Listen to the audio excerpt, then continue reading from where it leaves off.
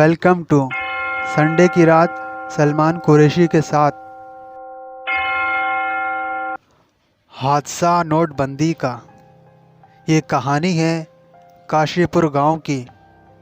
इस गांव में एक ऐसा परिवार था जो बहुत ही गरीब था। ये घटना उस वक्त घटी थी जब नोटबंदी की गई थी।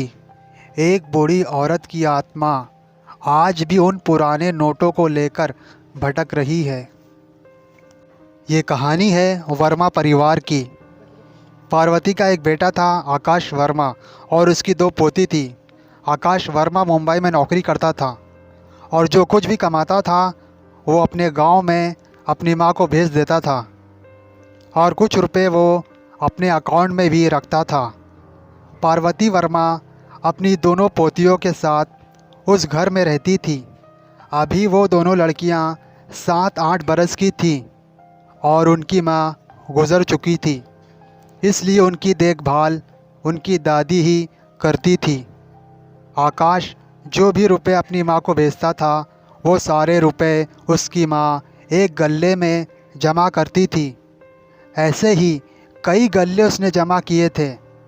पार्वती को हमेशा दोनों बच्चियों की शादी और उनके भविष्य की चिंता सताती थी, इसलिए वो अपना पेट काट काट कर पैसा जमा करती थी।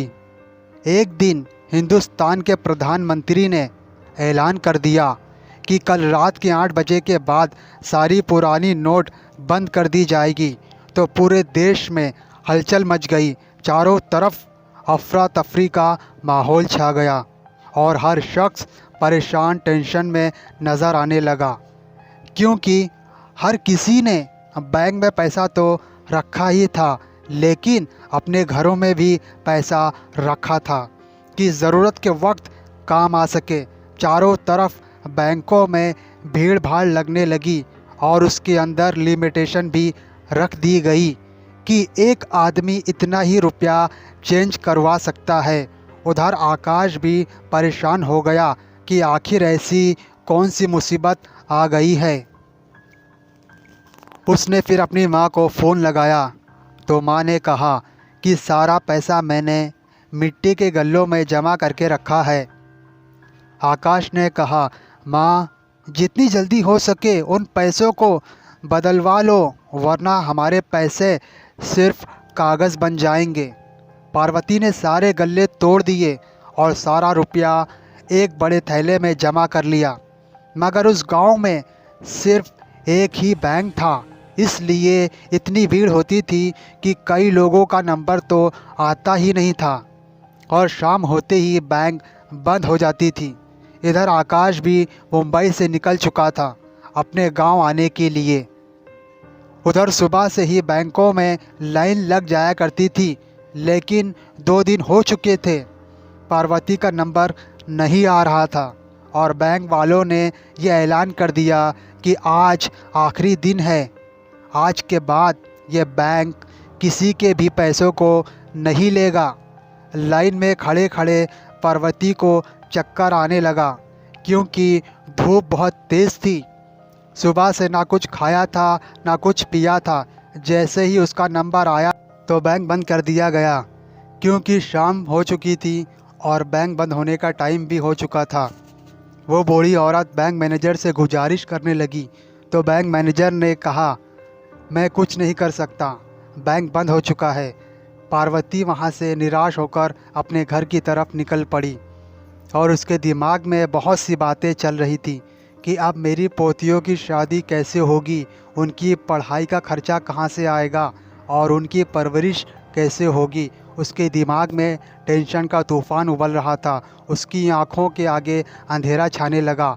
अब उसके शरीर में चलने की भी ताकत नहीं बची थी।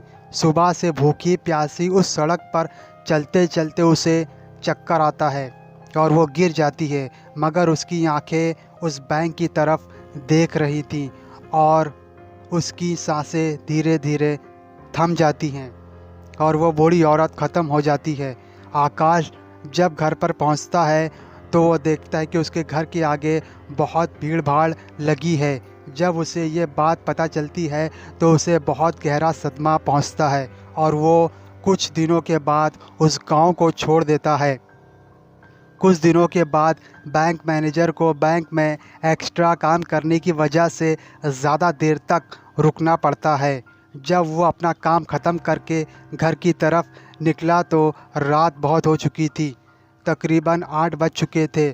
उस सड़क पर खामोशी छाई हुई थी। गहरा अंधेरा हो चुका था। उसे कोई सवारी ना मिली तो वो पैदल ही चल पड़ा। सड़क पर सिर्फ स्ट्रीट लाइट ही जल रही थी। सड़क पर सन्नाटा छाया हुआ था। कोई नज़र ही नहीं आ रहा था।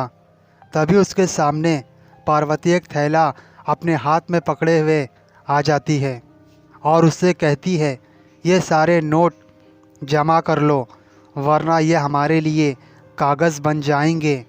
ये बात सुनते ही बैंक मैनेजर थर थर काँपने लगता है। जैसे ही पार्वती नोटों से भरा थैला उसके सामने करती है तो उसे दिल का दौरा पड़ता है और वो ख़त्म हो जाता है। फिर एक रात एक आदमी उस सड़क से अपने घर जा रहा था। तकरीबन 7-8 बज चुके होंगे। अचानक से उसके सामने पार्वती आ जाती है और कहती है, मेरा बेटा आने वाला है, ये बैंक कब खुलेगा? मेरे पास बहुत सारे रुपए हैं, इन्हें इस बैंक में जमा कराना है। ये बात सुनकर वो आदमी भाग जाता है और सारे गांव में ये बात फैल जाती है कि पार्वती की आत्मा आज भी उन नोटों को बैंक में जमा कराने के लिए भटक रही है। अगर आपको भी नोटबंदी के वक्त कोई सदमा पहुंचा था तो उसे भूल जाइए, वरना आपका नाम भी इन भटकती रूहों में शामिल हो सकता है। ऐसी ही दिल दहला देने वाली हॉरर कहानी सुनने के लिए हमारा चैनल संडे की रात सब्सक्राइब करें और इस वीडियो को लाइक करें। और अगर आपके पास भी ऐसी कोई रियल स्टोरी है तो हमें कमेंट बॉक्स में ज़रूर लिखें और इस वीडियो को अपने दोस्तों में ज़्यादा से ज़्यादा शेयर करें। ये कहानी आपको अच्छी लगी है तो हमारा चैनल संडे की रात सब्सक्राइब करना बिल्कुल मत भूलना।